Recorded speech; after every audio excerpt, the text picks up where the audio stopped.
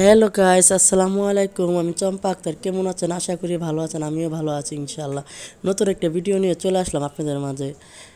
চলে আসলাম বলতে এই যে আমি বাজারে গিয়েছিলাম, সেগুলো বাজার করছি। ইলিশ মাছ, চিংড়ি মাছ, গরুর মাংস, শসা, টমেটো, বেগুন, আলু সব, তারপরে বড়ই, এগুলো আর কি বাজার করে নিয়েছি। এখন দেখো আপনাদেরকে গুড়া মাছ, পুঁটি মাছ, মলা মাছ, এগুলা মাছ আর কি এটার সাথে। আর এইটা হলো পাঁচমিশালি মাছ, বাইলা মাছ, ট্যাংরা মাছ, অনেক মাছ। এটা হলো সরপুঁটি, এটা হলো বড় নলা মাছ, আপনার এক একটাই 1.5 কেজি ওজনের এরকম।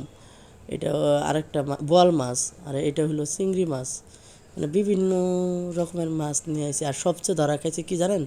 বট কিনা। আমার মতন এই ভুলটা কেউ করবেন না। যেগুলো দেখবেন পানি ঝরায় রাখছে ওগুলো নেবেন। ওনারা ঝরায় দেখছি উঠায় রাখছে। এখন আমি 2 কেজি বট কেনার পরে দেখি কি, আর এটা দেখেন তাহলে যে আমার হাফ কেজিও ঠিক না, মানে এমন বোকামি হয়েছে আমার লগে। আর এদিকে চলে আসি, ওই যে পাখি আমি মানে ট্রান্সফার করবো, এই খাঁচাতে ওই খাঁচাতে রাখবো, এটার মধ্যে জায়গা হয় না। আর আমার কবিতরের বাচ্চা দিছে, ওই বাচ্চাটা মানে আমি অন্য জায়গায় রাখবো মানে।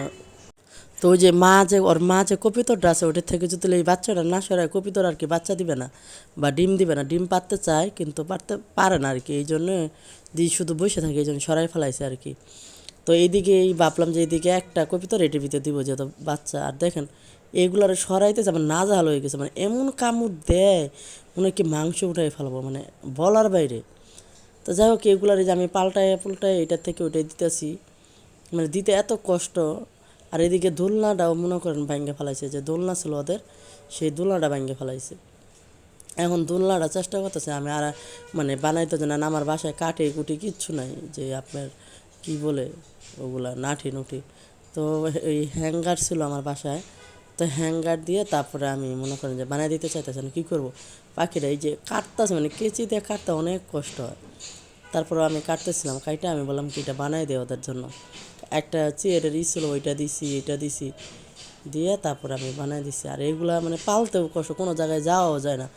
মানে এটা তাও খাবার থাকে, পানি এরা কম খায়, কিন্তু কপিতরগুলো না ওগুলা খায় বেশি, তাড়াতাড়ি খাবার শেষ হয়ে যায়, পানি শেষ হয়ে যায়। এগুলার জন্য মানে আরও কোনো জায়গায় আমি যাইতে পারি না, মানে গেলেও কারো জায়গায় রাইখে যাইতে। আমি গ্রামে গেছিলাম, আমি একজনের কাছে রাইখে গেছি। আবার এখন তো আবার ঈদের সময় কী করবো আল্লাহই ভালো জানে। তো এইভাবে এই যে দিয়ে দিলাম। আশা করি ভালো থাকেন, সুস্থ থাকেন। কমেন্ট, শেয়ার, সাবস্ক্রাইব করবেন। আসসালামু আলাইকুম। এই পর্যন্ত আজকে।